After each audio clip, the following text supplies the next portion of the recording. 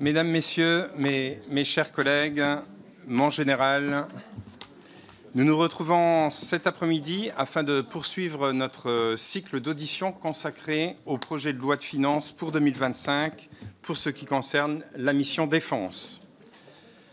Les 50,5 milliards d'euros de crédits budgétaires prévus en 2025 pour notre défense sont la traduction du juste nécessaire et nous veillerons à ce que chaque euro utilisé soit optimisé.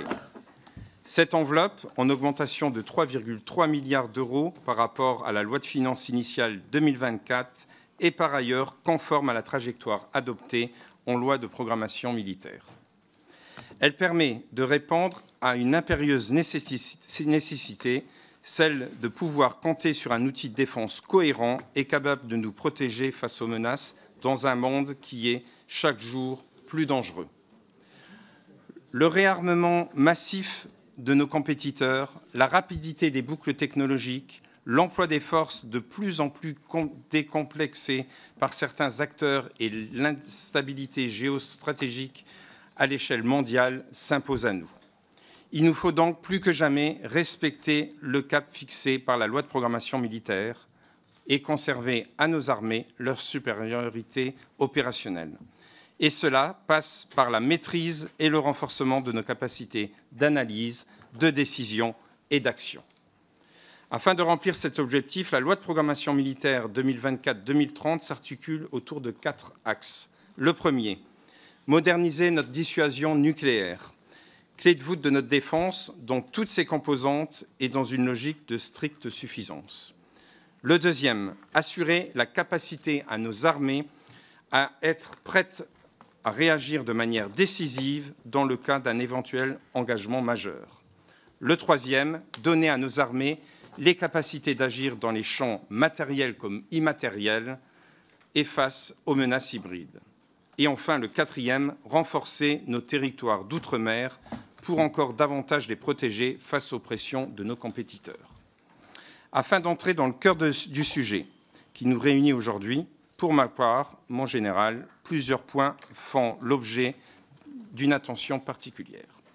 Mon premier point concerne les ajustements prévus dans le projet de loi de finances pour 2025 afin d'adapter notre outil militaire à l'évolution des menaces. Je pense par exemple à la place plus importante à donner à l'intelligence artificielle ou au domaine des munitions. Pourriez-vous nous dresser un état des lieux de ces ajustements? Pourriez-vous également nous indiquer quels sont les secteurs faisant l'objet de priorisation particulière et quels sont les éventuels ajustements capacitaires qui en découlent? Mon second point concerne les ressources humaines. Au-delà de la trajectoire financière et capacitaire, il ne faut jamais oublier les femmes et les hommes civils et militaires qui composent nos armées. Pourriez-vous nous détailler les mesures prévues en 2025 afin d'améliorer les conditions de travail et de vie des personnels, notamment dans le cadre du plan Fidélisation 360 ? Pourriez-vous également revenir sur la mise en œuvre particulièrement attendue du chantier concernant la revalorisation des grilles indiciaires? Mon général, sans plus attendre, je vous cède la parole. Monsieur le Président, Mesdames et Messieurs les députés de la Commission de la Défense nationale et des Forces armées, comme prévu, en fait, je reviens m'exprimer devant vous 3 semaines après ma dernière audition durant laquelle j'avais partagé avec vous mon appréciation sur l'environnement stratégique dans lequel les armées sont engagées, avant de faire un tour non exhaustif sur les opérations. Je vous retrouve aujourd'hui pour vous parler du projet de loi de finances 2025. Pour les armées, comme vous l'avez rappelé, Monsieur le Président, c'est quelque chose qui s'inscrit bien évidemment dans la loi de programmation militaire 2024-2030. Cette LPM porte une ambition de transformation pour permettre à la France de faire face aux nouvelles menaces et également de permettre à la France de maintenir son rang. En préambule, je voudrais rapidement dire qu'une LPM se construit en fonction du présent et du futur. Pour cela, on commence par l'identification des menaces. Ensuite, on définit les moyens pour y répondre. Enfin, on le fait en s'inscrivant dans une ambition.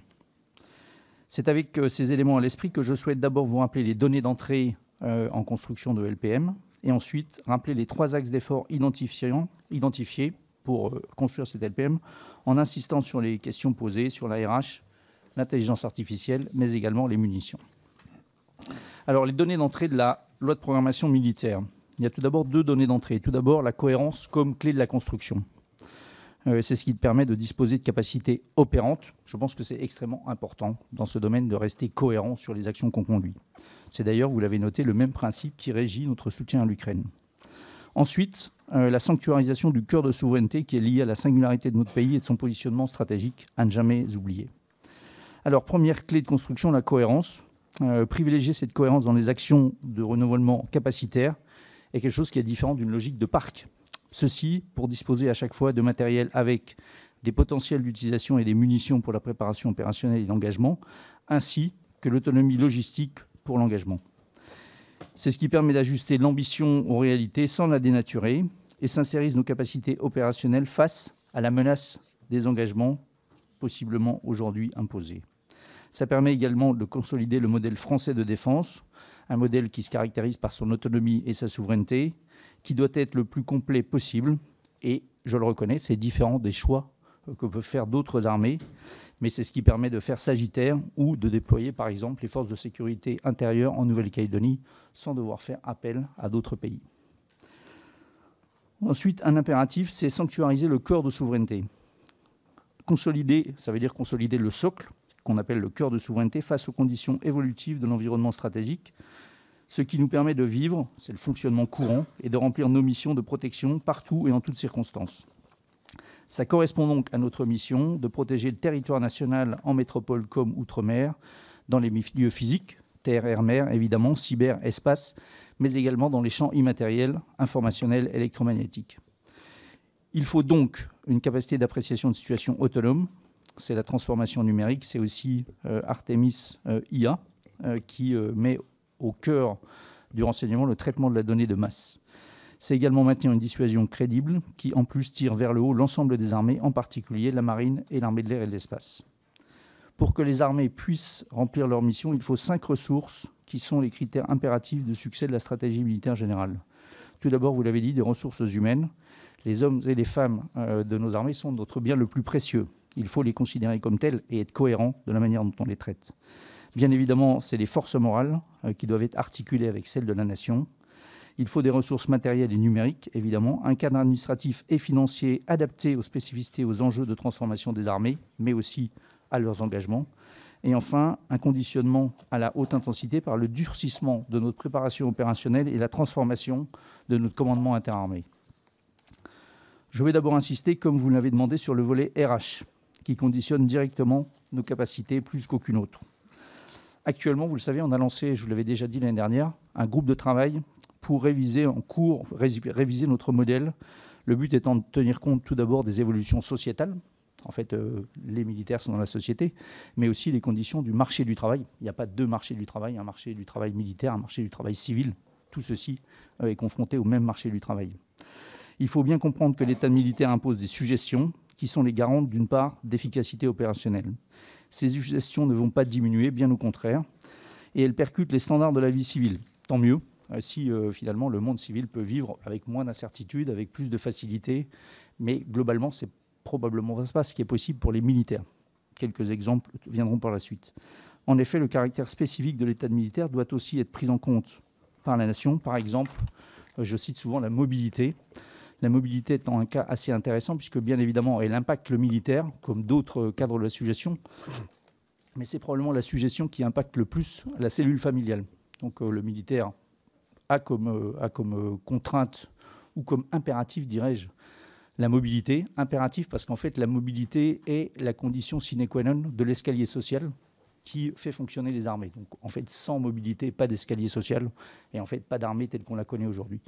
En revanche, cette mobilité-là, elle a un impact extrêmement important, non seulement sur le militaire, ce qui n'est pas forcément quelque chose pour lui déplaire. Je ne pense pas que je connaisse beaucoup de militaires qui se disent « j'aurais voulu passer toute ma vie dans le même régiment, toute ma vie dans la même base aérienne, toute ma vie dans le même état-major ou sur le même bâtiment ». En fait, la mobilité est quelque chose qui est accepté et qui fait partie, entre guillemets, du sel de la vie militaire. Mais c'est vrai qu'aujourd'hui, probablement plus qu'avant, l'impact de la mobilité est extrêmement fort sur la famille. L'impact, il est d'abord fort sur la conjointe du militaire, le ou la conjointe du militaire. D'autant plus qu'aujourd'hui, 80% en fait, des militaires sont mariés ou en tout cas en couple, ce qui n'était pas le cas avant, plutôt un pourcentage qui était plutôt de l'ordre de 25 à 30% chez les officiers, 50 à 60% chez les officiers. Aujourd'hui, toutes catégories confondues, c'est probablement plus de l'ordre de 80%.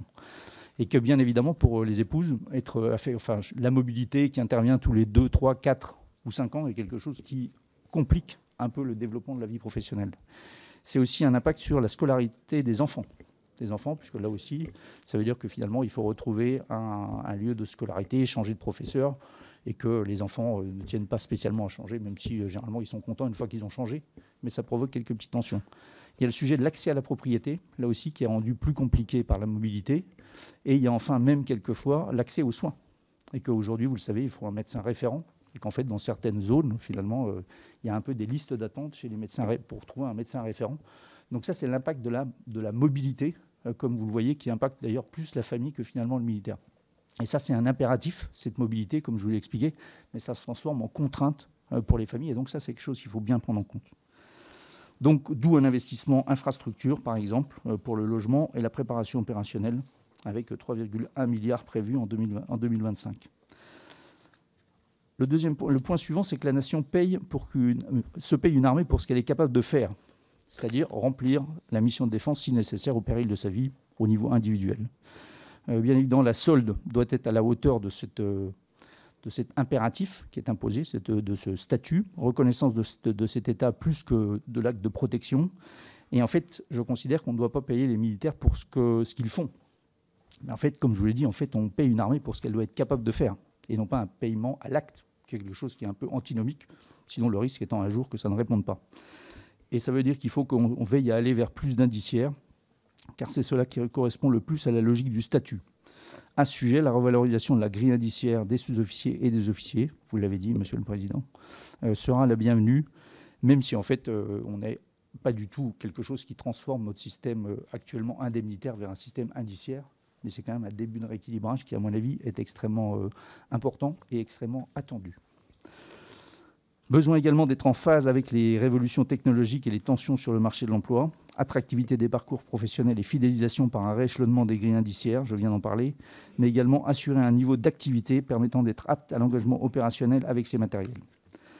À partir de ces données d'entrée, on a défini 3 axes pour être à la hauteur de ces enjeux. Tout d'abord, le premier axe, c'est l'axe de la cohésion nationale. Le premier axe d'effort, pour bien montrer son importance, la cohésion nationale, c'est le centre de gravité de la nation, et c'est donc une cible privilégiée pour nos adversaires. C'est aussi ce qui pourrait faire que, finalement, on perde une guerre avant même de s'engager, c'est-à-dire par manque de volonté de, finalement, décider d'engager nos forces. Bien sûr, les armées ne portent pas l'entière responsabilité de la cohésion nationale, mais elles y contribuent. Cette contribution passe par le renforcement du lien armée-nation, avec un effort assumé de la part des armées vers la jeunesse. On estime que c'est ce qu'on touche le plus, c'est ce qui nous intéresse, et c'est probablement quelque chose qui intéresse davantage la jeunesse. On doit augmenter notre surface de contact. Les militaires ont probablement tendance à croire qu'ils sont très visibles. En fait, 250 000 militaires sur 60 millions d'habitants, en fait, c'est quelque chose qui est carrément minuscule. Et que la disparition, ou en tout cas la mise en sommeil du service national, fait qu'en fait, il y a beaucoup de Français qui, aujourd'hui, je ne sais pas si c'est 70, 75%, ça doit se calculer, en fait, ne seront jamais véritablement en contact avec un militaire. Ils vont le voir à la télé, oui, il y aura des informations qui vont parler de militaire, mais parler avec un militaire, parler de son métier, avoir une connaissance de ce qu'est le milieu militaire, je pense que c'est quelque chose qui est, par la force des choses, en train de se réduire. Et donc, il faut évidemment qu'on augmente cette surface de contact. Aujourd'hui, on estime qu'avec l'ensemble des dispositifs qui sont en place, environ il y a 80 000 jeunes qui sont en contact des armées, sous différentes formes.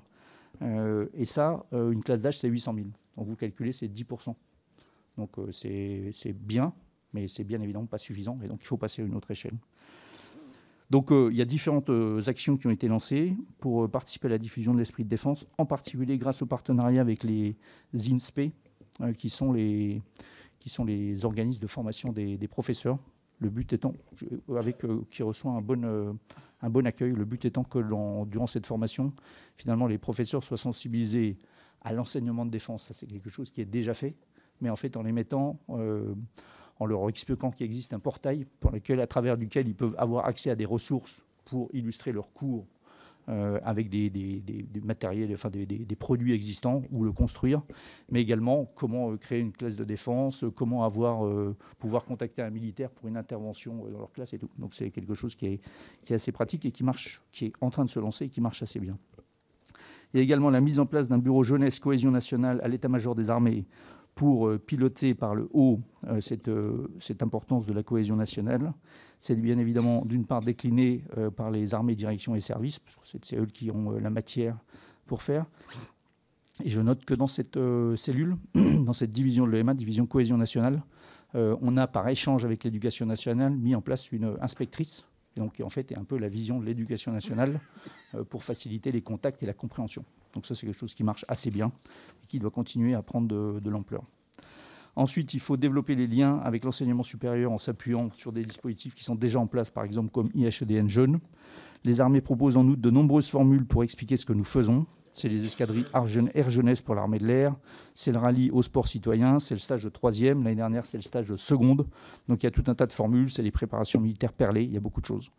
Ensuite, la JDC nouvelle génération, dont vous a peut-être parlé le ministre, qui est conduite, dont l'étude et la mise en place est conduite par la DSNJ, et probablement l'occasion de densifier les échanges avec la jeunesse. Ceci est en cours de finalisation. Cette contribution passe aussi par la réserve, pour en faire le pilier de ce lien armée-nation en poursuivant la déclinaison de l'ambition réserve. Une ambition, vous vous en souvenez, qui vise au doublement de la réserve. Ça se traduit par le recrutement de 3800 réservistes opérationnels de la Héro-1 en 2025. C'est aussi des projets concrets initiés par les armées, les flottilles côtières, les bases aériennes projetables de réserve. Il faut maintenir ce besoin pour concevoir les réserves comme un vrai réservoir de capacité quasiment immédiatement employable, en tout cas employable dans des délais raisonnables. Ça veut dire qu'il faut qu'on change d'échelle dans la gestion des réservistes, qui est quelque chose qui est aujourd'hui pas satisfaisant et probablement un peu en retard par rapport à la gestion qu'on a des personnels d'actifs. Et il faut qu'on arrive à les intégrer quand on obtiendra le volume d'un réserviste pour 2 membres d'actifs. Il faut bien évidemment, assez logiquement, qu'en fait la réserve soit nativement intégrée dans l'organisation des armées. Non pas avec un réserviste pour un poste, mais en fonction d'un certain nombre de postes à identifier, voir si c'est des postes ponctuels et qui ne sont pas activés toute l'année. Au contraire, des postes activés toute l'année, il faut prévoir plusieurs réservistes.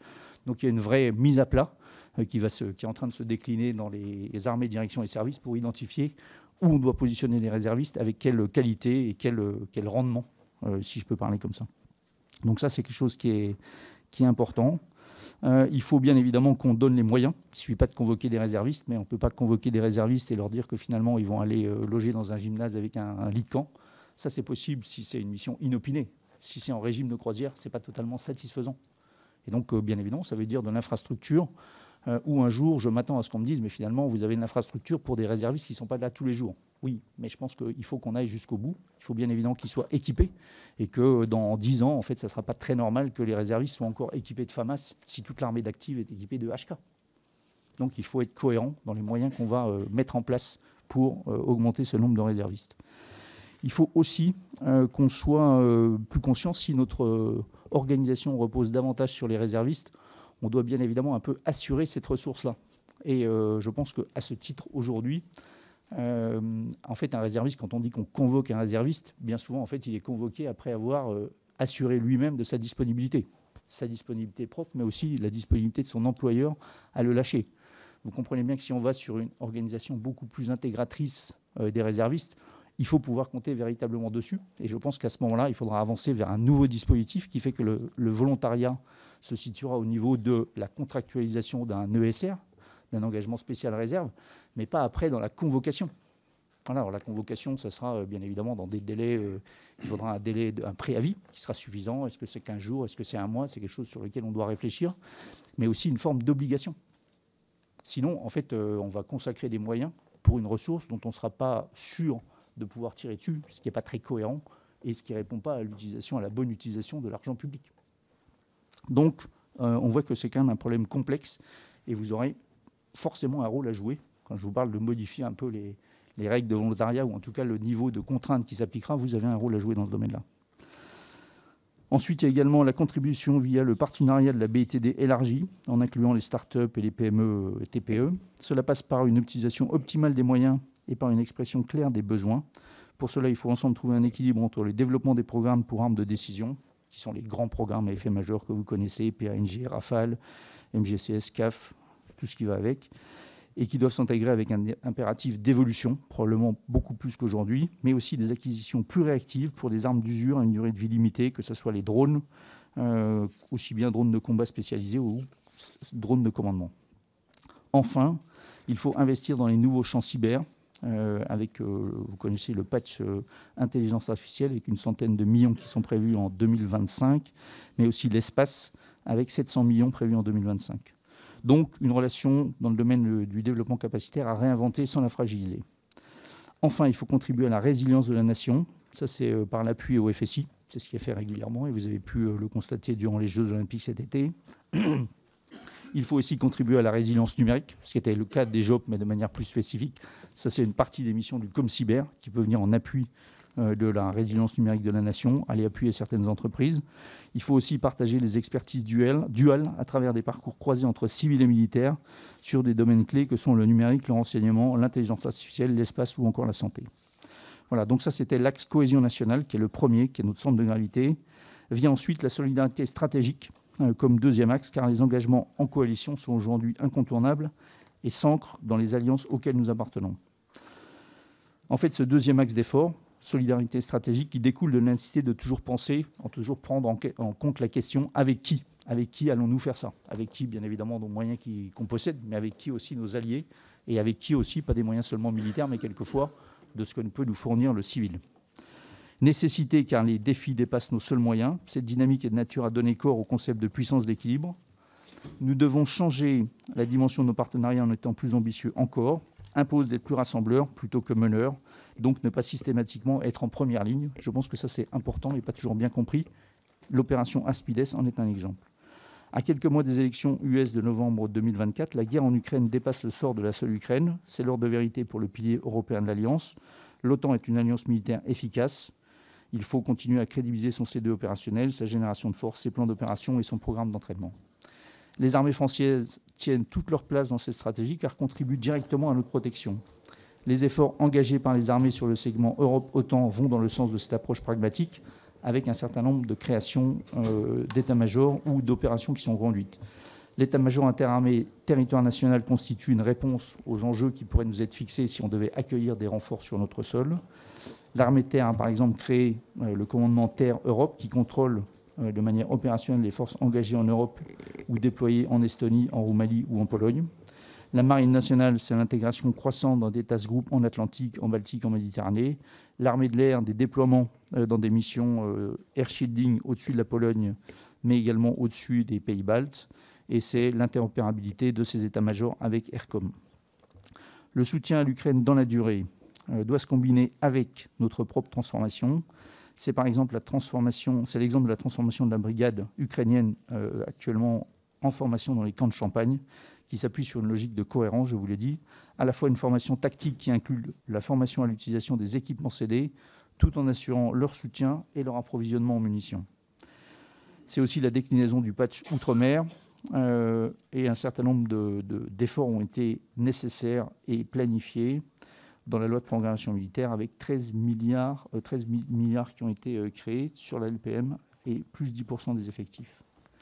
C'est aussi une transformation profonde de nos dispositifs en Afrique pour rester actifs et influents auprès de nos partenaires, sans avoir à subir les effets de l'instabilité chronique du continent.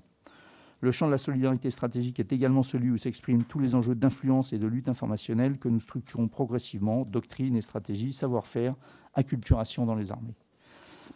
Après la cohésion nationale et la solidarité stratégique, le dernier axe d'effort concerne notre crédibilité opérationnelle qui irrigue les deux précédents et qui est nourrie par eux.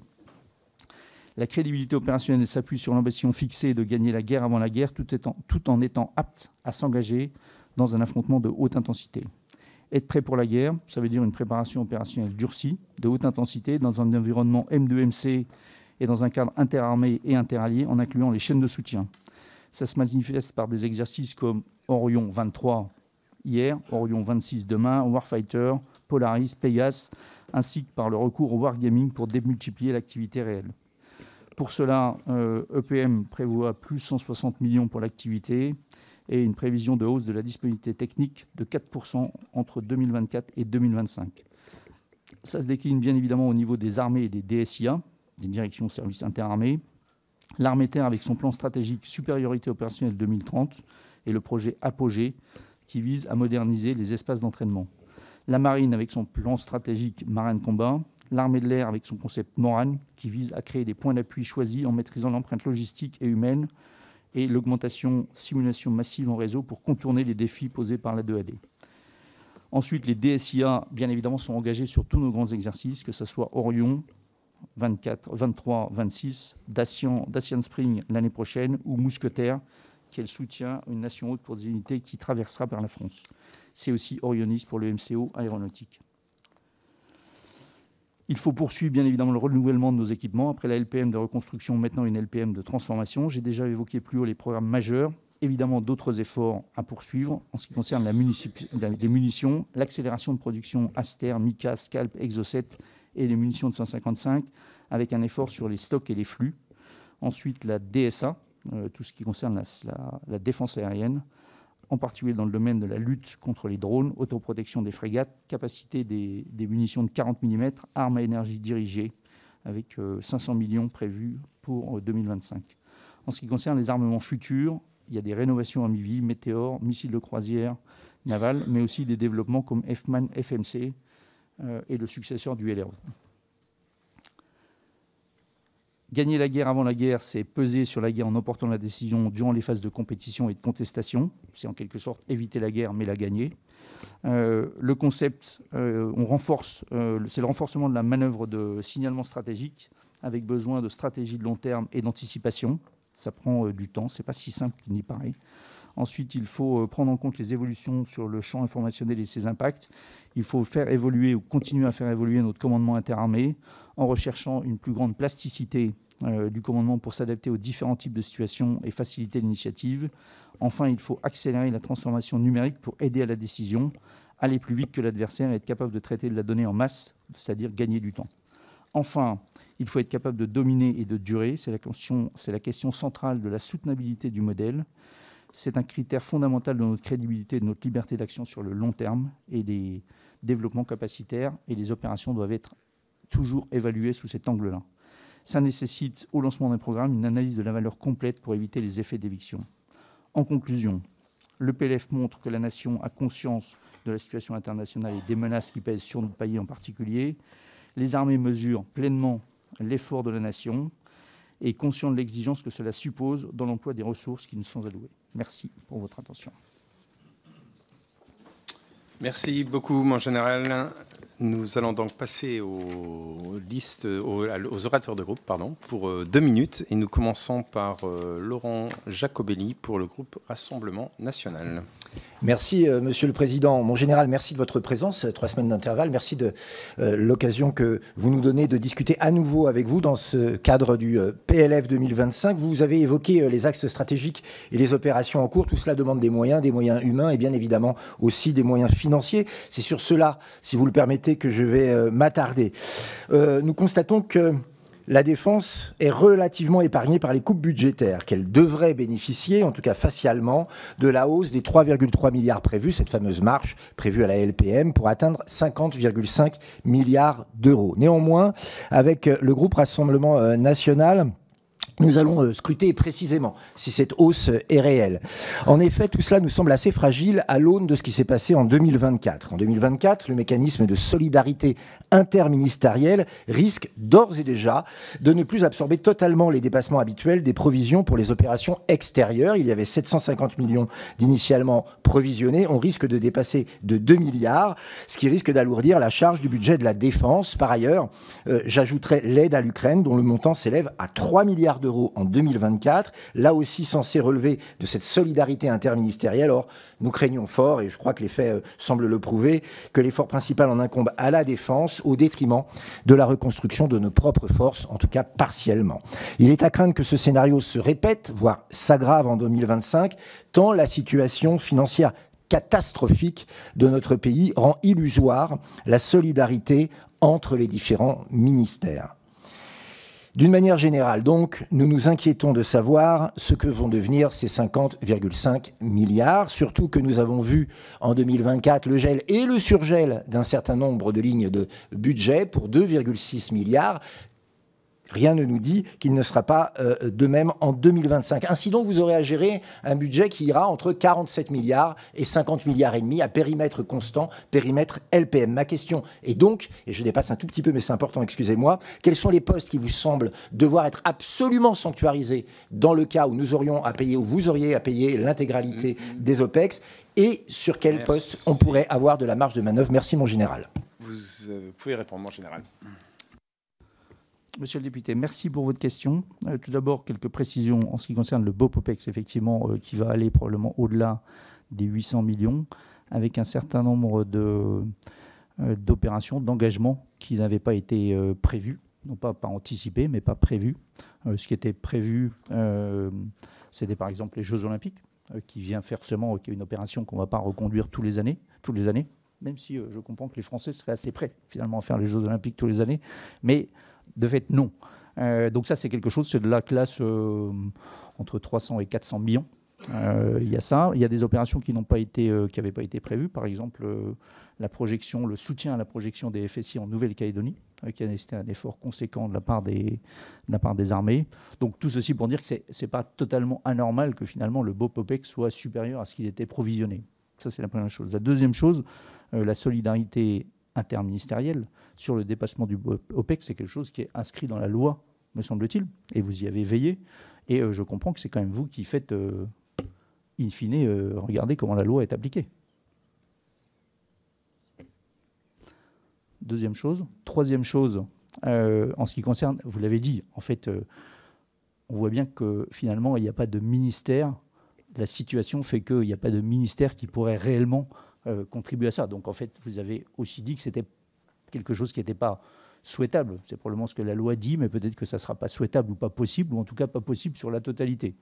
J'espère en tout cas que ça sera le mieux possible. Ça, c'est le troisième point. Le dernier point, maintenant, vous me dites comment je ferai, ce à quoi je renoncerai. Quand je choisis, je renonce. Là, je vous redis, en fait, la LPM, elle a été construite pour être cohérente. Et en fait, je pense qu'il ne faut pas choisir des postes entiers sur lesquels on va diminuer, mais il faut diminuer ça de manière cohérente. Et que, par exemple, je n'ai pas intérêt à avoir une cible atteinte pour des matériels si je ne suis pas capable d'entraîner les gens et pas capable d'avoir les munitions et le MCO qui va avec. Donc, il faut vraiment faire quelque chose qui soit en logique et toujours regarder quelle est la cohérence finalement avec quels sont les effets que j'arriverai à produire avec ce qui me restera. Et que j'ai finalement le maximum de capacité qui reste après avoir fait forcément probablement des renoncements, vous l'avez dit. Merci, mon général. La parole est à François Cormier-Bouligeant pour le groupe Ensemble pour la République. Merci, Monsieur le Président. Mon général, au nom du groupe Ensemble pour la République, je veux d'abord avoir une pensée pour les soldats français de la FINUL sous le feu de ce conflit né du non-respect par le Hezbollah de la résolution 1701 et dont d'ailleurs sont d'abord victimes les civils des deux côtés de la frontière. Mais j'en viens à mes questions et c'est l'ancien rapporteur du P178 Terre et le nouveau rapporteur du 146 qui s'adressent à vous. La préservation de nos capacités de frappe à longue portée est impérative dans le contexte stratégique que nous connaissons. Or, le lance-roquettes unitaire, le LRU, arrive en fin de vie et son remplacement devient urgent, vous l'avez évoqué furtivement. La LPM prévoit, je cite, que s'agissant des capacités de frappe de longue portée, la recherche d'une solution souveraine sera privilégiée pour remplacer le lance-roquettes unitaire dans les meilleurs délais. Or, à ce stade, aucune commande n'a été lancée auprès de nos industriels. Bien plus, selon certaines sources, l'hypothèse d'un achat sur étagère de solutions étrangères serait à l'étude, voire privilégiée, à l'encontre de ce que prévoit la LPM votée par le Parlement. Pourriez-vous, mon général, nous éclaircir sur ce point? Quelle solution est privilégiée par l'état-major des armées? Le recours à des solutions étrangères ne serait-elle pas de nature à restreindre nos capacités d'emploi de ce système d'armes? Par ailleurs, se doter d'un successeur du LRU ne sera peut-être pas suffisant dans le contexte stratégique actuel. Le conflit en Ukraine ainsi que les récentes attaques de l'Iran des mollahs rappellent en effet que les capacités de frappe à très longue portée de type missile balistique terrestre constituent une arme stratégique pour nos compétiteurs. C'est dans ce contexte qu'en juillet 2024, 5 pays européens, dont la France, ont signé une lettre d'intention pour travailler en commun sur le développement d'une frappe dans la profondeur dans le cadre de l'initiative ELSA de l'OTAN. Quelles sont les solutions capacitaires étudiées par l'état-major des armées au titre de cette initiative, mon général, et quelle serait l'articulation entre, d'une part, ce projet européen de missiles à très longue portée et le successeur du LRU? Je vous remercie, mon général. Mon général, la parole est à vous. Monsieur le député, merci beaucoup pour votre question et tout d'abord pour votre préambule rendant hommage aux soldats de la FINUL, pas les soldats seulement français de la FINUL, mais tous les soldats de la FINUL qui effectivement remplissent la mission qui leur a été fixée à travers la résolution 1701 et c'est quelque chose qui est à souligner et donc effectivement c'est très bien. En ce qui concerne votre question sur les frappes dans la profondeur, et vous avez raison de bien distinguer deux choses différentes. Il y a tout d'abord ce que je pense qu'il faut nommer, si on ne veut pas se tromper, le successeur du LRU. Parce que frappe dans la profondeur, en fait, la profondeur, il y a courte profondeur et grande profondeur. Donc c'est bien le successeur du LRU, qui était quelque chose qui était effectivement bien identifié dans la loi de programmation militaire, avec, comme vous l'avez dit, en cherchant à privilégier une solution souveraine. Je pense que c'est toujours le cas, et que c'est pas à moi de faire, vous allez bientôt recevoir le DGA, et qui vous donnera des informations plus précises, mais c'est bien dans ce sens-là que ça avance, et il n'y a pas de remise en cause et le train n'a pas été perdu à défaut que ça a été contractualisé puisque les gens avec qui on va travailler, les sociétés et les entreprises avec qui on va travailler sont bien identifiés et on progresse sur ce domaine-là. Donc, oui. Maintenant, sur le sujet privilégier la souveraineté est effectivement quelque chose qu'on fait habituellement et quasiment systématiquement. L'armée française dispose de très peu d'armements étrangers. Mais il y a quand même à un moment un vrai sujet aussi de bonne utilisation de l'argent public. Ce n'est pas le cas du successeur du LRU à ce stade. Mais en fait, vous voyez bien qu'à un moment, la bonne utilisation fait que je ne peux pas non plus, moi, finalement, recommander d'acheter quelque chose qui coûte X fois plus cher, alors que c'est quelque chose que je peux trouver sur étagère ailleurs. Alors, je pense qu'il y a des matériels sur lesquels il ne faut absolument pas le faire, parce qu'en fait, la perte de souveraineté a des conséquences importantes. Je pense qu'il y a d'autres matériels sur lesquels, en fait, on a le droit de se poser la question, en ayant bien identifié la priorité nationale, qui est quelque chose qui est important. Mais il y a quand même un vrai sujet de à quelle vitesse je me fais livrer, avec quel matériel, quel effet ça produit. Voilà. Ce n'est pas le cas du successeur du LRU actuellement, mais comprenez que ce soit quand même une question qu'on puisse se poser. Maintenant, vous avez parlé de l'initiative ELSA, qui est effectivement un dispositif de frappe dans la profondeur, dans la grande profondeur, puisque là on parle de c'est en milliers de kilomètres et non pas en centaines de kilomètres. Et donc ça, c'est une initiative qui est lancée au niveau européen, prenant en compte l'évolution de l'environnement stratégique, voyant les armes utilisées sur les théâtres d'opération par les différents belligérants, que ce soit en Ukraine, que ce soit au PMO ou d'autres pays. Et donc effectivement, la question se pose de dire, devons-nous, nous aussi, posséder ce type d'armes? Et on voit bien que ce type d'arme, il prend tout son sens si c'est un pilier européen de la défense qui est capable de développer ça, déjà de faire les recherches, de le développer et ensuite de le posséder. Merci, mon général. J'ai une demande d'interruption pour aller à un vote sur une motion de rejet. Donc, je vais faire une petite... Il y a combien de temps, à peu près? Un quart d'heure. Donc, on peut prendre encore quelques questions. Mais nous aurons une petite interruption le temps d'un vote.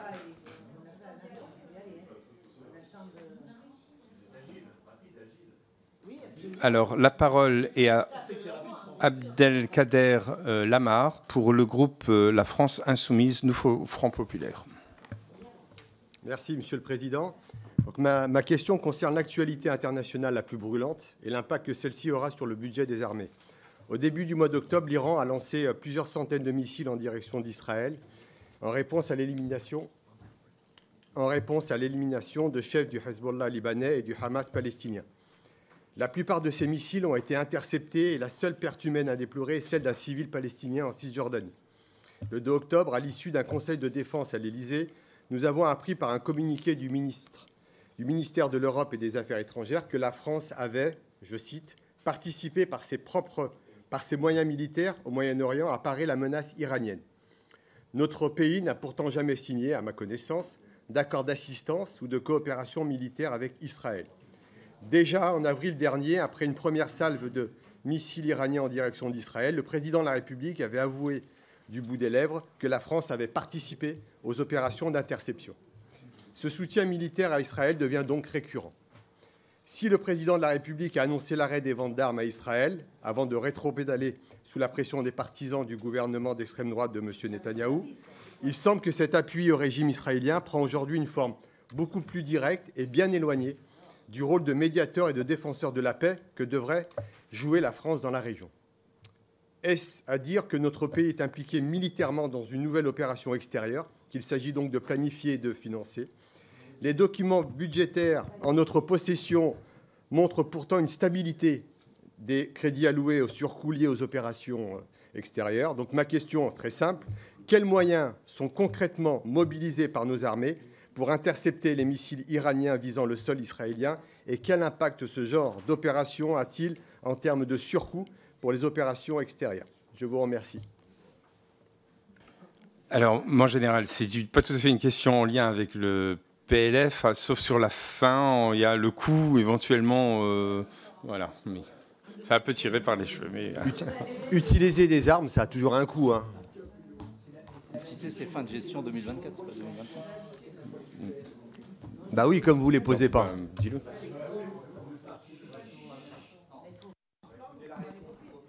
Non, mais la réponse, ça va être tout d'abord que ça ne concerne pas le PLF 2025, mais éventuellement la fin de gestion du PLF 2024. Ça, c'est la première réponse. On est bien d'accord? Voilà. Le vote est à 18h, donc effectivement, vous pouvez y aller maintenant. Donc, suspension de séance, le temps du vote. Mes chers collègues, on reprend nos travaux. Et donc, la parole est à Josie Pouetto pour le groupe démocrate. Merci, Président, Général, chers collègues. Donc, au nom donc, de mon groupe, des démocrates, enfin, mon groupe, je suis désolée, mon cher Franck, mais bon, je ne vais pas te proposer de venir compléter, c'est pas la peine, vous êtes assez nombreux là-bas. Donc, voilà, je voudrais donc ici rappeler la vigilance qui est la nôtre, et vous le savez, Général, parce qu'on en a souvent discuté, qu'en ce qui concerne le respect de la trajectoire budgétaire telle qu'elle a été définie dans la LPM jusqu'en 2030 nous tient énormément à cœur. Le contexte géostratégique que l'on connaît exige de nous une grande responsabilité en dépit des fortes contraintes qui pèsent dans la préparation du budget 2025. Certes, les armées doivent se montrer exemplaires, irréprochables dans leur part de dépenses publiques, mais elles ne peuvent être identifiées comme une variable d'ajustement budgétaire, comme cela a été trop souvent le cas avant 2017. Je l'ai souvent exprimé. Je rappelle que notre majorité est à l'origine de la réparation de nos armées dès 2017, dans une démarche transpartisane. Nous avons désormais engagé collectivement leur transformation, leur modernisation dans cette nouvelle LPM. Notre pays a besoin de cet effort national pour assurer à la fois notre sécurité, notamment face aux nouvelles menaces, et pour garantir notre crédibilité à travers le monde. À cet égard, Général, je souhaiterais vous interroger sur l'avenir de la présence française au Tchad. En effet, j'ai lu dans la presse cet été qu'il était envisagé d'y diminuer les effectifs. Certaines sources évoquaient l'hypothèse de diviser par 3 le nombre de militaires français sur la base de N'Djamena. Est-il exact ce que je viens de vous dire, de lire, d'avoir lu? Faut-il y voir un lien avec un enjeu budgétaire ou bien la traduction d'une vision stratégique? Pouvez-vous nous éclairer sur ce sujet qui concerne aussi bien l'Afrique que notre capacité de projection? Si bien entendu s'exprimer le président de la République sur la volonté de la France de maintenir des forces au Tchad, ainsi que les déclarations rassurantes dès le printemps de l'envoyé spécial Jean-Marie Bockel, je manque toutefois de précision pour me faire une idée. Je vous remercie. Merci, chers collègues. Mon général, la parole est à vous. Madame la députée, merci pour votre question. Tout d'abord, vous le savez, je me suis déjà, c'est pas dans le cadre du PLF 25, mais je me suis déjà exprimé sur le sujet et je vous ai expliqué pourquoi notre dispositif en Afrique devait évoluer. Ça, c'est la première chose. Et il est en train d'évoluer. La deuxième chose, et je vous l'avais dit aussi, c'est qu'en fait, c'est un peu un abus de langage quand on parle de notre dispositif en Afrique. Ça laisserait penser qu'en fait, c'est quelque chose qui est fait globalement. Or, en fait, notre dispositif, et en tout cas, c'est bien lié, en fait, ça va se construire par une relation entre la France et chaque pays de manière différente. Et qu'avec chaque pays, on doit conduire une politique qui corresponde aux besoins de ce pays-là, donc avec un volume, avec des actions à conduire, mais aussi un calendrier qui soit propre, un plan et un calendrier qui soit propre à chaque pays. Et donc, dans ce cadre-là, on a déjà fait évoluer, c'est en cours d'évolution en Côte d'Ivoire, c'est en cours d'évolution au Gabon, c'est en cours d'évolution au Sénégal, et c'est aussi en cours d'évolution au Tchad, mais en fait, suivant un schéma qui correspond à la relation que le Tchad nous demande de maintenir. Voilà. Merci, mon général. La parole est à Thierry Sauter pour le groupe socialiste et apparenté. Monsieur le Président, général, le projet de loi de finances pour 2025, qui impose rigueur et austérité partout, apparaît faire de la défense l'une des seules missions ministérielles à la hauteur des attentes, avec, comme vous l'avez précisé auparavant, 50,5 milliards d'euros, correspondant exactement aux dépenses annoncées, planifiées et adoptées dans la loi de programmation militaire 2024-2030. À l'instar du ministre Lecornu, ici même hier, nous devrions pouvoir nous féliciter pour nos troupes et pour nos capacités opérationnelles. Mais le peut-on vraiment ? La loi de programmation militaire a précisément exclu certaines dépenses de ces crédits. J'en cite le rapport, la contribution du ministère à la Facilité européenne pour la paix et les besoins liés au recomplètement des équipements cédés à l'Ukraine ainsi que les aides à l'acquisition de matériel ou de prestations de défense et de sécurité seront financés en dehors des crédits indiqués par la présente loi de programmation militaire. Et pourtant, j'observe que figure dans la sous-action 0110 du programme 178 une opération budgétaire de 197 millions d'euros, section comprenant notamment le financement de la Facilité européenne de paix. Vous-même, Général, vous expliquez dans la présentation de ce programme, ce sont vos mots, l'évolution du conflit en Ukraine, où la Russie poursuit son offensive, nécessite de maintenir un rapport de force capable d'empêcher une victoire russe qui serait désastreuse pour la sécurité européenne. Le renforcement des missions de réassurance à l'Est, les formations et l'équipement des forces armées ukrainiennes continueront d'être une priorité. Je ne souhaite nullement réduire notre soutien à la Facilité européenne de paix ou à l'Ukraine, où nous devons soutenir le plan de victoire présenté par le président Zelensky. Ma question générale porte sur la sincérité du budget. Avons-nous réellement sous les yeux un PLF qui atteint avec précision et rectitude les ambitions de la loi de programmation militaire, ou ce budget est-il artificiellement gonflé pour se mettre à la hauteur de la LPM en incluant insidieusement des dépenses comme le renouvellement du matériel fourni à l'Ukraine ou la contribution française à la Facilité européenne de paix? Si tel était le cas, à combien se portent les crédits ne correspondant pas directement à la LPM? Merci, mon général.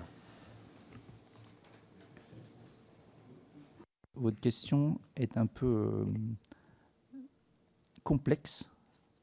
Je pense que la LPM, elle est sincère.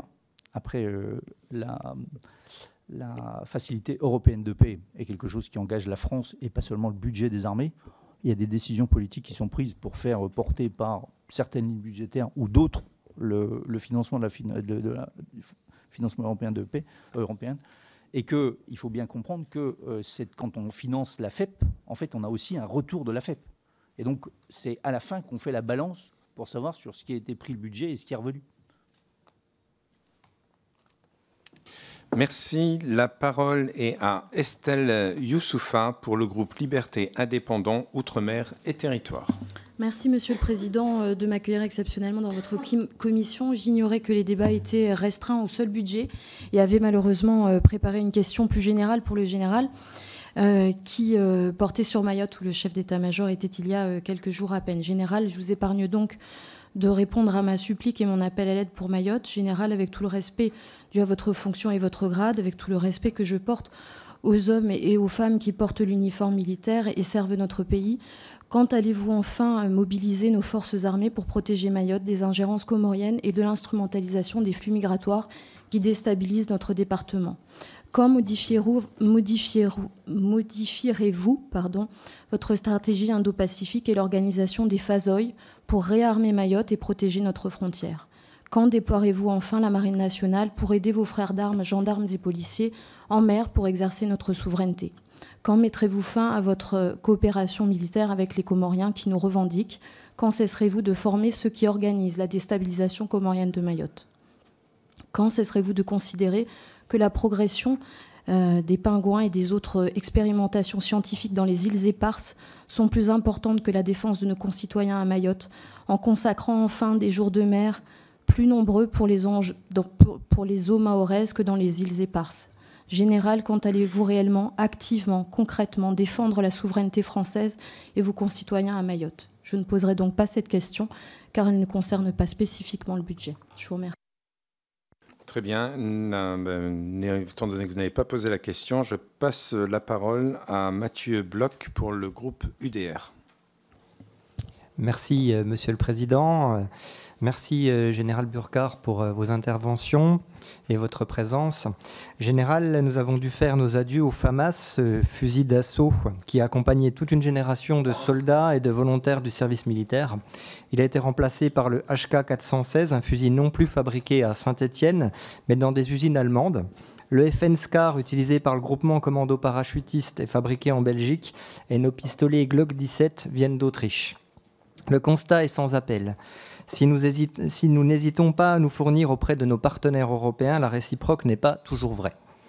L'expérience du Rafale est là pour le démontrer.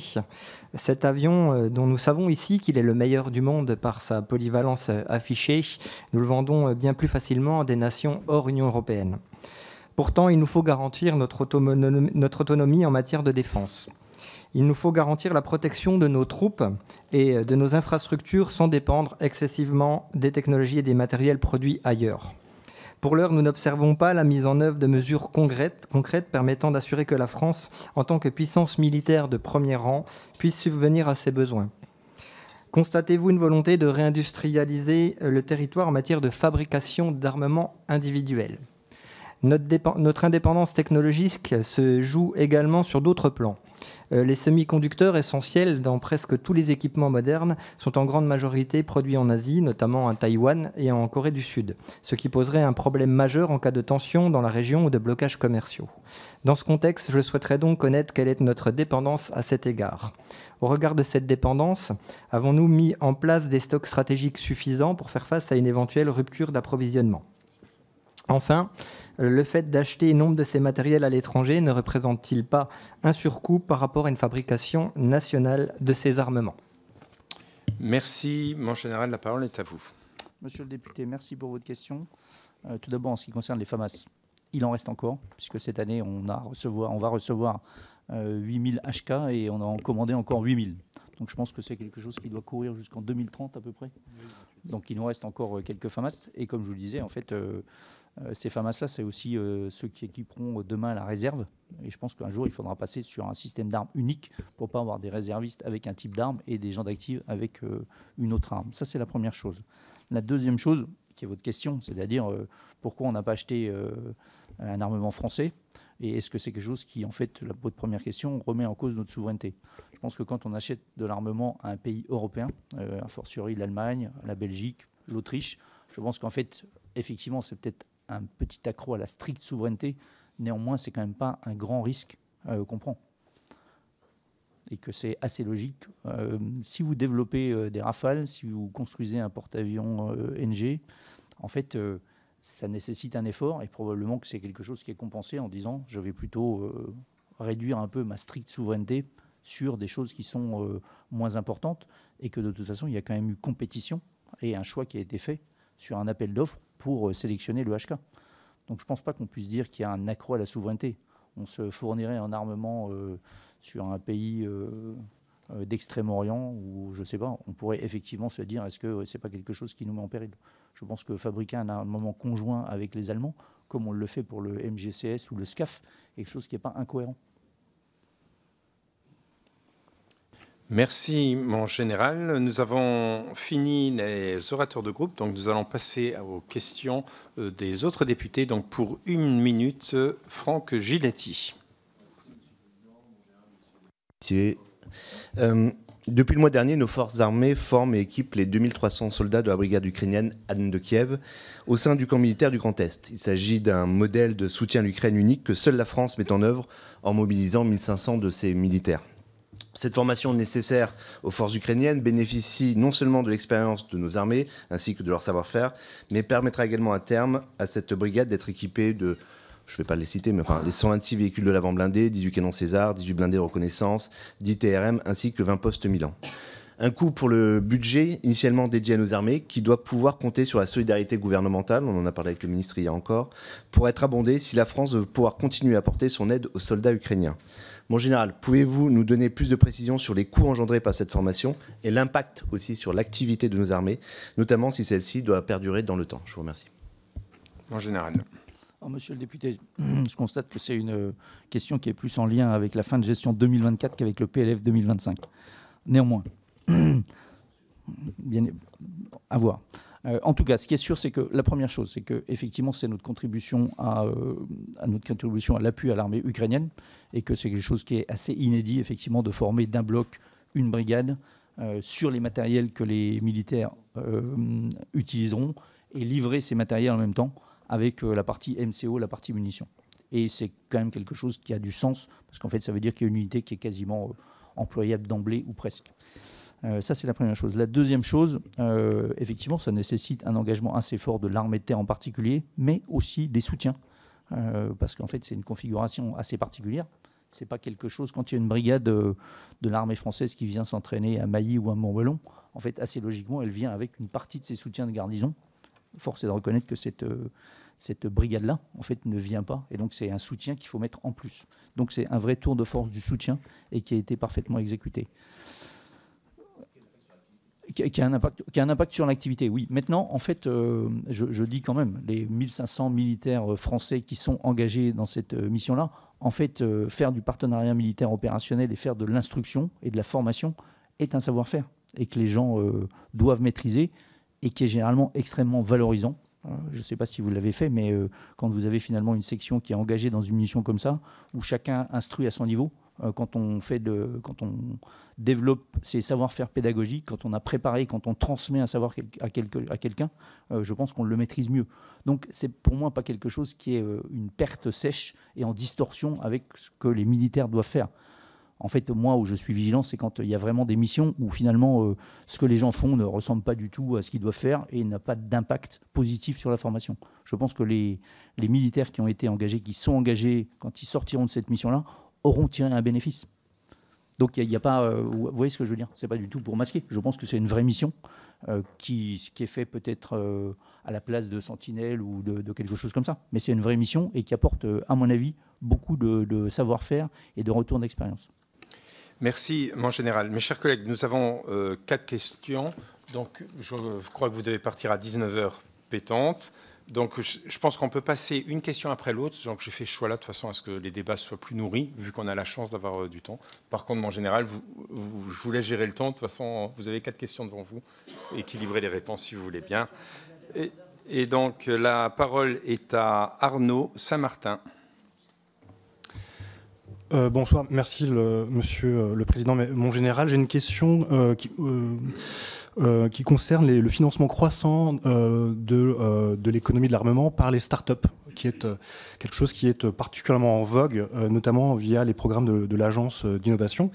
Je citerai par exemple le programme Proxima de la DGA, qui est basé sur des accords cadres avec 5 startups pour développer des ordinateurs quantiques d'ici 2035 pour un budget de 400 millions d'euros. Je pourrais évoquer aussi des mini-lanceurs dans le spatial, etc. Donc là, il y a un recours à ces startups et les financements alloués néanmoins reste un peu flou dans les enveloppes et surtout dans les modes d'évaluation de ces développements techniques. Moi, j'aimerais en savoir plus sur votre perception de ce type d'investissement s'agissant de l'interaction avec la loi de programmation. Ce mode de financement risque-t-il d'aller à l'encontre des promesses de crédit en ressources humaines? Et quel bilan vous en tirez de ce recours aux startups par l'Agence de l'innovation sur la commande publique? Quels sont les résultats? Sont-ils à la hauteur des attentes capacitaires, opérationnelles? Merci. Merci, chers collègues. Monsieur le député, merci pour cette question. Effectivement, en fait, on s'aperçoit que les startups aujourd'hui font pleinement partie des startups ou PME, parce qu'en fait, c'est un type de PME ou petites et moyennes entreprises. C'est quelque chose qui prend, il y a bien évidemment beaucoup plus de place aujourd'hui pour ces petites entreprises. Il y en a beaucoup plus présentes dans le tissu économique. Ça, c'est la première chose. La deuxième chose, c'est aussi les enseignements de la guerre en Ukraine ou des opérations qui sont conduites en mer Rouge. En fait, on voit bien qu'aujourd'hui, on a besoin de matériel qui évolue très très vite. Déjà parce que nos adversaires évolue très très vite, et donc il faut être capable de s'adapter. Et on voit bien la place qu'a pris, par exemple, des petits objets aujourd'hui, tels des micro-drones, des mini-drones. Et assez intuitivement, on peut se dire qu'on ne va pas construire ces choses-là de la même manière qu'on construit un Rafale ou qu'on construit un MGCS. Et donc, il faut qu'on soit capable de mieux utiliser ça. Ça commence, mais il faut aller plus loin et il faut qu'on adapte complètement la manière dont on le fait. Après, vous avez dit que les financements sont assez flous. En fait, c'est quand même un peu lié justement à ce qu'on va acheter dans ces entreprises-là et l'agilité que ça nous procure. Je ne suis pas sûr que ça serait très sensé de se dire que 5 ans avant, en fait, en telle année, on va acheter ça. Je pense que c'est un peu antinomique avec ce qu'on cherche justement à acquérir dans ces startups ou PME. Or, en fait, je pense vraiment, je vais y arriver, je pense vraiment que c'est quelque chose qu'on doit vraiment pleinement développer. Et on voit bien qu'aujourd'hui, je vais vous donner un exemple. Par exemple, si on a besoin de drones d'observation qui doivent peser entre 20 et 30 kilos, ou 50 kilos même, je pense qu'aujourd'hui, sur étagère en France, il doit y avoir une trentaine ou une quarantaine de modèles. Et si on ouvre à l'extérieur, même si ce n'est pas c'est pas la préférence nationale, mais si on allait chercher à l'extérieur, je pense qu'on trouverait 400 ou 500 modèles.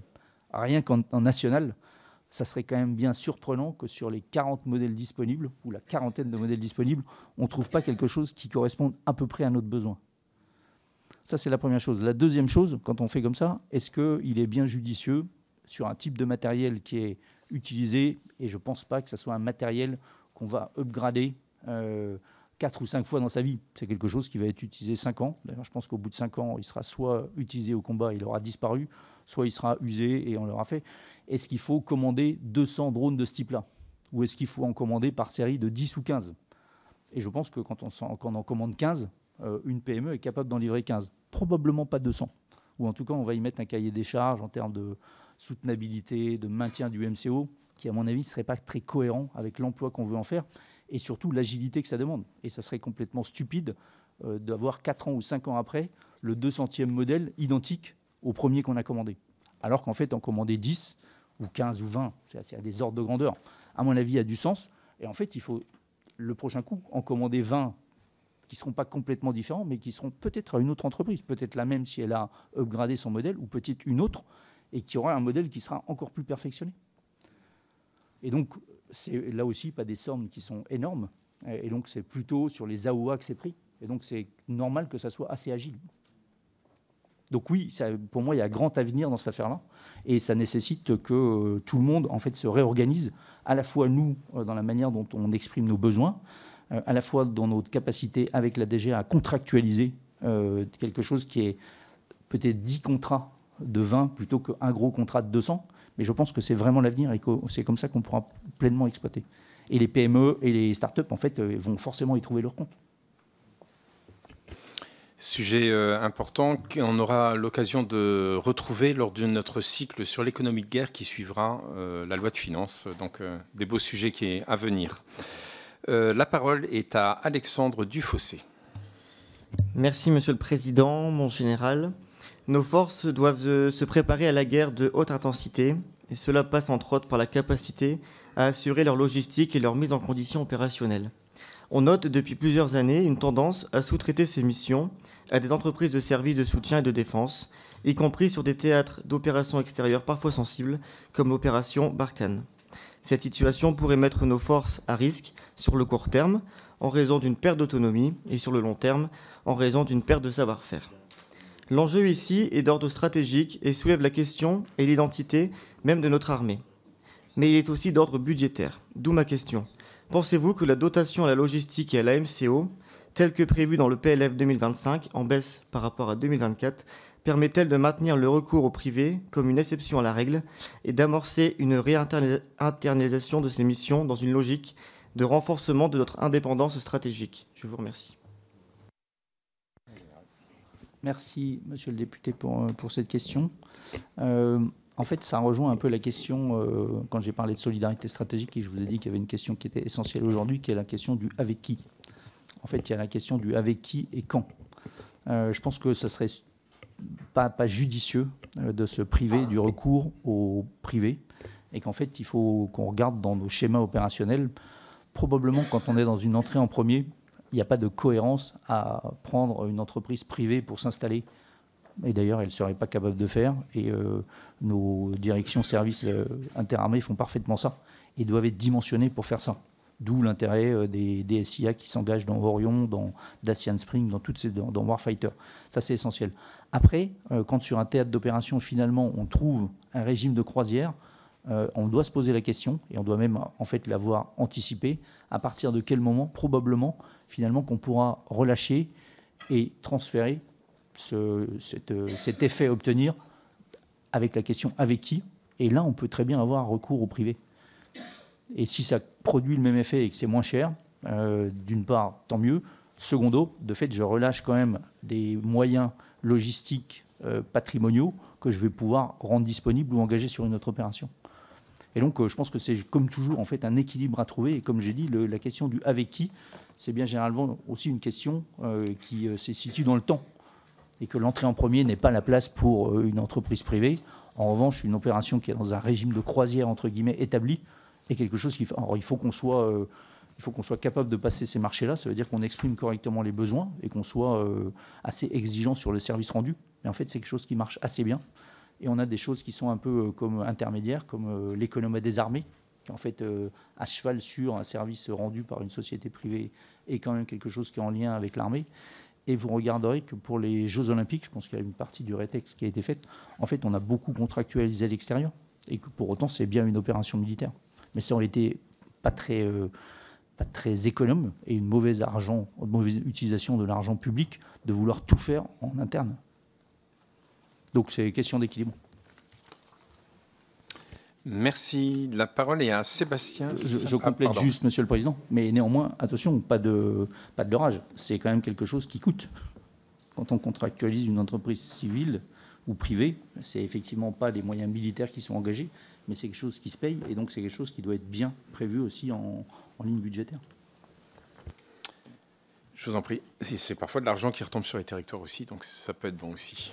La parole est à Sébastien Saint-Pasteur.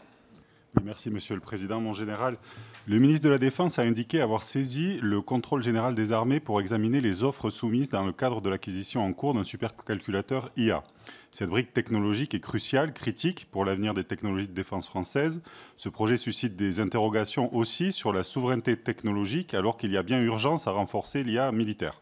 La saisine du contrôle général justifie bien évidemment prudence et pondération sur ce sujet spécifique du supercalculateur, mais il interroge non pas les moyens dévolus à nos armées, mais la façon dont on les dépense. Dans ce monde géopolitique dont on ne cesse de dépeindre l'incertitude dans cette commission et ailleurs, ne vous semble-t-il pas nécessaire de placer les curseurs de souveraineté et d'autonomie stratégique plus haut dans les critères conduisant nos politiques d'achat? Nous savons que vous ne pouvez pas vous prononcer sur l'affaire évoquée hier, bien évidemment, mais nous vous questionnons sur les évolutions nécessaires de nos politiques d'achat, alors que nous devons être plus réactifs, plus souverains, plus autonomes. Ma question porte donc plus sur le comment que sur le combien, et je vous remercie pour les éclairages que vous voudrez bien nous apporter. En fait, vous l'avez dit, vous avez déjà posé cette question-là, et le ministre qui est le mieux placé vous a déjà répondu. Comment ? Alors, de manière générale, c'est un peu la question que j'ai faite sur la préférence nationale. En fait, bien évidemment, la préférence nationale est un des premiers critères, et on doit s'y attacher. La deuxième chose, c'est que la préférence nationale, on n'est pas obligé de l'appliquer de la même manière sur l'ensemble des matériels ou des équipements. La troisième chose, c'est que c'est aussi une question de tempo. En fait, sur le sujet de l'IA, sur lequel on s'est plutôt positionné pour ne pas être en retard, est-ce qu'il faut dire, en fait, je vais prendre du retard parce que je vais appliquer strictement la préférence nationale? C'est un exemple, hein, je ne suis pas sûr que ce soit ça. Mais je veux dire, on pourrait se poser la question. Est-ce que je dois être en retard parce que je vais appliquer la préférence nationale? Ou est-ce que, dans un premier temps, dans la réponse au « avec qui », ok, je vais peut-être faire un petit accro à la souveraineté nationale, mais ça va me permettre de monter dans le train, pendant ce temps-là, de développer les moyens, et le bon d'après, parce que ça ne dure pas longtemps, hein, ces outils-là, en pointe. Donc ça veut dire dans, je ne sais pas si c'est 2, 3, 4, 5 ans, mais à mon avis c'est le maximum, ben là on aura probablement réussi à développer un calculateur qui sera complètement souverain. Donc je pense que c'est là aussi une question d'équilibre et de tempo. L'idéal serait qu'on ait quelque chose du bon niveau souverain. Si c'est le cas, je pense que c'est le choix qui sera fait. Sinon, je pense qu'en tout cas, il ne faut pas prendre du retard à ce titre-là. Et que ce n'est pas une volonté de ne pas appliquer la souveraineté nationale. C'est juste un équilibre entre ne pas perdre de temps et rester dans le wagon de tête. Merci, mon général. La parole est à Julien Limangy. Merci, Monsieur le Président. Mon général, ma question porte sur les conséquences de la nouvelle politique de rémunération des militaires. Si cette réforme a permis une simplification bienvenue pour une meilleure visibilité sur le salaire de nos militaires, elle a également introduit des changements qui affectent directement leur pouvoir d'achat. Avant la réforme, plusieurs primes n'étaient pas imposables. Or, avec la NPRM, des primes comme l'indemnité de garnison ou l'indemnité pour temps d'activité et d'obligations professionnelles complémentaires sont désormais partiellement soumises à l'impôt sur le revenu. Cela représente une perte de pouvoir d'achat pour nos militaires, ce qui paradoxalement va à l'encontre de l'esprit de la réforme. Vous l'avez dit, mon général, nos femmes et nos hommes sont notre bien le plus précieux. Donc ma question, c'est quelles sont les conséquences de cette NPRM, non seulement sur le budget de nos armées, mais également sur le moral et la motivation de nos troupes, qui pourraient, pour certains, se sentir lésés. Merci à vous. Monsieur le député, merci pour cette question en ce qui concerne la nouvelle politique des rémunérations des militaires.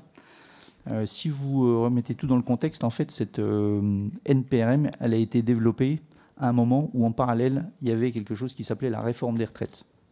Et que, dans la partie réforme des retraites, le slogan était « Chaque euro cotisé, euro retrouvé sur la retraite ».